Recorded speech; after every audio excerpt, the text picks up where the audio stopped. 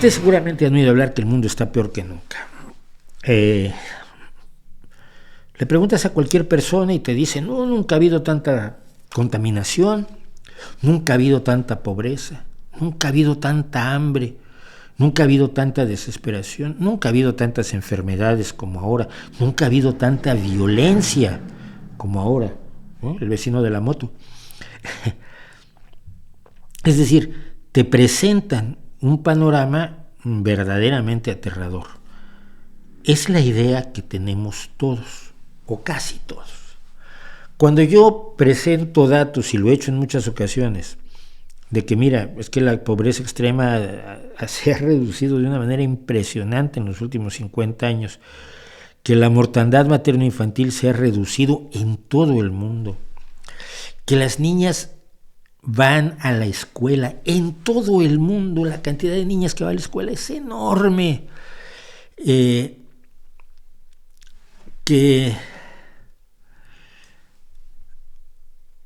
la gente tiene más oportunidades que nunca, que estamos menos enfermos que nunca, que hay menos violencia incluso, hay menos guerras. En Estados Unidos hay menos asesinatos hoy de los que había en los años 70. Todo esto, la gente te mira y dice, estás profundamente equivocado, no puede ser, el mundo está peor que nunca. Y además, cuando uno expone los datos y dice, mira, son los datos mundiales respecto a la pobreza, respecto del hambre, respecto a las oportunidades, respecto de la alimentación, ya no solo del hambre, sino de la buena alimentación, de la escolarización, de la esperanza de vida, que incluso en los países más pobres y más terriblemente agolpeados por las circunstancias más desagradables de la guerra, la pobreza, los tiranos, etcétera, en esos países la expectativa de vida ha crecido, se ha multiplicado enormemente en los últimos 50, 60, 70, 80 años.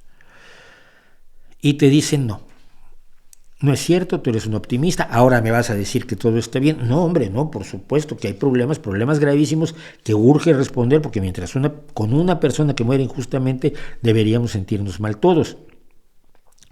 Pero tenemos que reconocer que hemos avanzado para poder seguir avanzando. No, lo que pasa es que, claro, tú eres un tecnooptimista, tú crees que todo está bien, tú ya no aceptas la lucha. No, todo eso es mentira.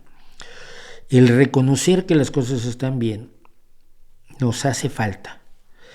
Pero el decir que todo está mal tiene un problema adicional, y lo mencionó, y por eso lo quería comentar, Nicolás Kristof, que es un hombre que ha trabajado muchísimo, sobre todo en Sierra Leona, y que escribía esta pieza de opinión en el New York Times hace unos días, el 3 de junio, y me dejó pensando que no es nada inocente ni nada para hacer a un lado la idea de que todo está peor que nunca. Voy a leer lo que empieza. Una de las impresiones erróneas que tiene la gente sobre el mundo es que se está yendo al infierno.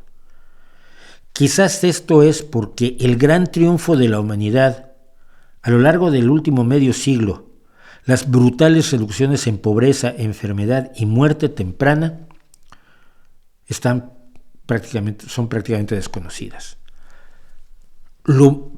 Prácticamente lo peor que le puede pasar a alguien es perder a un hijo. Yo lo he comentado, enterrar a un hijo es la mayor tragedia. Los hijos entierran a los padres, eso es lo normal. Históricamente, dice Kristof, casi la mitad de los niños morían antes de llegar a la edad adulta. Vivimos hoy en una era de transformación en la cual el 96% de los niños de todo el mundo llegarán a la edad adulta. Y él dice, el arco es visible aquí en Sierra Leona, un país que sigue siendo desesperantemente pobre, pero donde el riesgo de que un niño muera es menos de la mitad de lo que era hace 20 años. Y hace 20 años ya era el siglo XXI. Ya era 2003.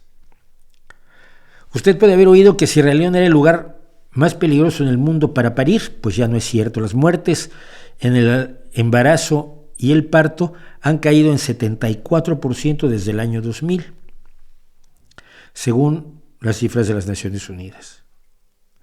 En un centro de salud remoto, conocí a Yeabu Carbo, de 19 años, que acababa de dar a luz con la ayuda de una partera capacitada después de un conjunto completo de visitas prenatales.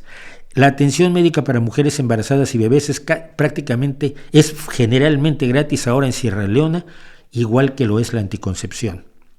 La madre de Carbó, que estaba ofreciendo consejos que nadie le pidió sobre cómo criar a los hijos, y que Carbó fingió que no estaba escuchando, es analfabeta y tiene 6 hijos.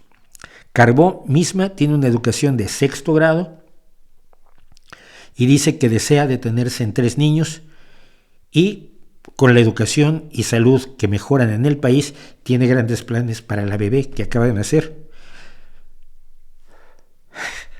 Soy un imbécil. Quiero que esta niña vaya a la universidad, dijo.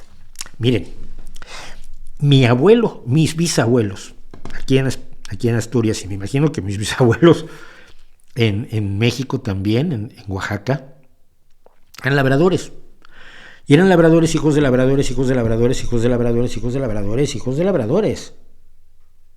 Nada. A mi abuelo lo mandan a México porque aquí no hay tierra más que para el mayor de la familia. Los pequeños que se van a buscar la vida. Y como no hay familia, más o menos, o hay conocidos o primos en Venezuela, en Cuba, en Argentina, en Colombia, en México, pues los mandas para allá. Y así mandaron a mi abuelo. Mi abuelo era comerciante. No sé cuánto estudió, pero debe haber sido poco porque llegó muy joven a México. Mi familia estudió poco, mis tías estudiaron comercio, ¿no? Mi mamá estudió comercio, secretaria, pero en realidad nunca ejerció porque siempre fue dependiente de comercio, vendía muebles y vendía ropa de mujer, atendía tiendas. Mi madre era una dependiente de comercio.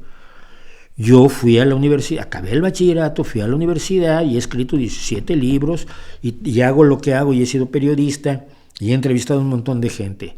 Ese proceso es el mismo que está viviendo hoy África o grandes partes de América Latina o de Asia, porque la pobreza de los españoles, de los campesinos españoles a fines del siglo XIX se parece mucho a la pobreza de los africanos hoy, y la pobreza de los indígenas mexicanos a fines del siglo XIX, cuando nace mi bisabuela, también. Es una pobreza que no se diferencia en nada de lo que ves hoy en Sierra Leona o en Etiopía. El punto es, las cosas están mejorando, pero los periodistas no le cuentan a usted eso. ¿Quién quiere una noticia? Las cosas van bien. 8 columnas, no lo compra ni Dios. Ponga usted en un noticiero, un informativo, un programa de noticias de televisión, y ahora vamos a informarles lo maravillosamente que están saliendo las cosas en tal lugar donde se mueren muchos menos niños que antes. Y luego pones junto a otro y dices, han muerto 2 niños de manera horrible. Y la gente va a ver aquel. Y en realidad no es que la gente pueda elegir, es que nadie va a ser lo primero y sí va a ser lo segundo. Las noticias son cada vez más oscuras y esto se ha demostrado. Por cierto, hay un estudio del New York Times que yo recuerdo, donde las malas noticias van aumentando en los periódicos, en los medios informativos, en la televisión, mientras que las buenas noticias pues son dejadas de lado porque no son noticia.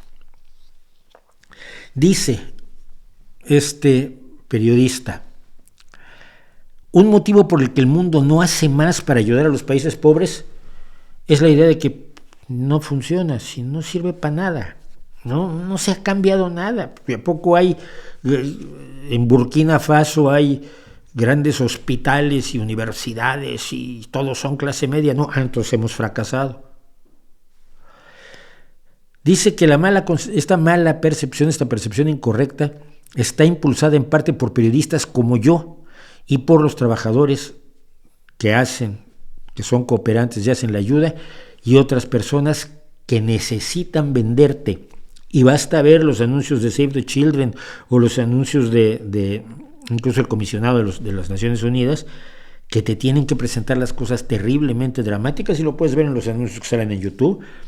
Presentan las cosas de una manera terriblemente dramática para conseguir simpatía y, por supuesto, apoyo económico. Saltamos sobre las crisis, dice. Así que lo que el público escucha sobre África es la carnicería en el Sudán, el hambre en Somalia y las masacres en Etiopía. Son problemas reales que ameritan atención, más atención y no menos, pero no hacemos suficiente para iluminar el telón de fondo de las ganancias en salud, en educación y en bienestar. Cuando le preguntó al presidente Julius Maada Bio de Sierra Leona si pensaba que la obsesión periodística con las crisis era dañina, dijo: sí, los culpamos a ustedes. Miren,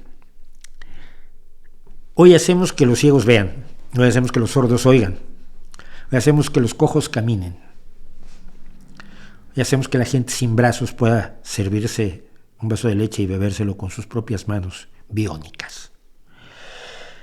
Hemos echado fuera grandes cantidades de enfermedades que fueron endémicas durante toda la historia de la humanidad y que ninguna herbolaria tradicional pudo combatir jamás.